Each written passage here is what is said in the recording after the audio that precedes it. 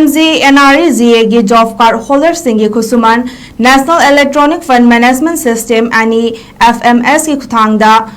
की job card holder सिंह account हफ्ता अमगी मनुंगदा फंगलगनी हाइरी हाइबा वाफम असी इम्फाल वेस्ट डिस्ट्रिक्ट जिला परिषद की चेयरमैन डॉक्टर एल बोबीना फोंदोरखिबनी मांगना हाई हानदी जॉब कार्ड होल्डर सिंगदा पैसा फंगनबसी मतम चंगना सेंटर दगी पैसा लाकलब मतुंग स्टेट दगी डिस्ट्रिक्ट वाइज ओइना लाक्तुना अमुक मसा मसागी अकाउंट की खुथांगदा फंगलंबनी अदुबो अनौबा ओइना NEFMS की खुथांगदा सिन्मी सिंगना थबक सुरबा मतुंग हप्ता अमगी मनुंगदा मसा मसागी अकाउंट खुसुमन सिंह फंगलगनी हाइना फोंदोखरे अमदे सिन्मी सिंगना थबक सुई नत्रगा सुदे हाइबगी चयेतनब लैररोय MMS हाइना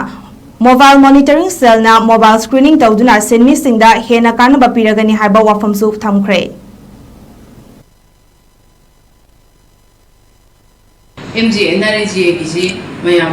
पब्लिक खानी खरसु ले मरमदी हानगी नरेगा है जॉब कार्ड है फिवम खितंग हजिकी चेंज लाख्रे मरमदी कईगिनो है जॉब कार्ड सूरीब इचिनाउसिंगना जॉब कार्ड होल्डरसिंगना वन्स वर्क एप्लीकेशन तौगी तारदी अखोई थबक सूरदोइनी मरमदी थबक सूब फंगी तादि थबक सूरे हाइब मियोइसे हानदी स्टेट पैसा सेंटर लाकान स्टेट थादोकान जॉब कार्ड होल्डर कापनी स्टेट की पूल डिस्ट्रिक्ट की पूल खाइदोरा डिस्ट्रिक्ट की पूल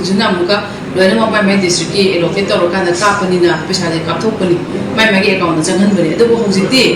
इसा जॉब कार्ड होल्डर इसा की जॉब कार्ड की अकाउंट से सूजरीब नुमिसे NEFMS सेंटर नेशनल की फंड ट्रांसफर से तौरतना मसा मसा की अकाउंट NEFMS तौब हौरे मरम अदुना अखोइना यामना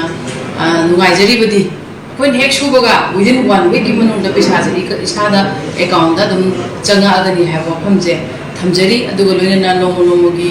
अखोइगी सम अपडेट तौखलपसिना प्रजासिंगा हतेना लोइना फंगनबगी अदुम प्राइम मिनिस्टर मोदीजीना सिनबिरिबो खुंथांगसे यामना खुंथांगनी लोइना जॉब कार्ड होल्डर चिनाउसिंजु जेन सेंगना है मोबाइल मॉनिटरिंग अखोई सूरीब मीसे मागी ममिंगदा अखोई जॉब कार्ड होल्डर पाइबदी ममिंगदा मोबाइल मॉनिटरिंग से अखोई तौब हौरबनिना थबक सुब लोरपदा अमदे हौरपदा हाइबसिंजे मोबाइल मॉनिटरिंग तौबनिना मसा मसागी अकाउंट लेब मीसिंदुना मसा मसागी जॉब कार्ड होल्डर की ओइबिरिबसिंदुना थबक सुब थोपकांदा मा थबक फजना सुई और सुदे हैबसे अखोई MMS मोबाइल मॉनिटरिंग सेल लोना डिटेक्ट तौब गमगनी है वाफमसिमसु थमजरी।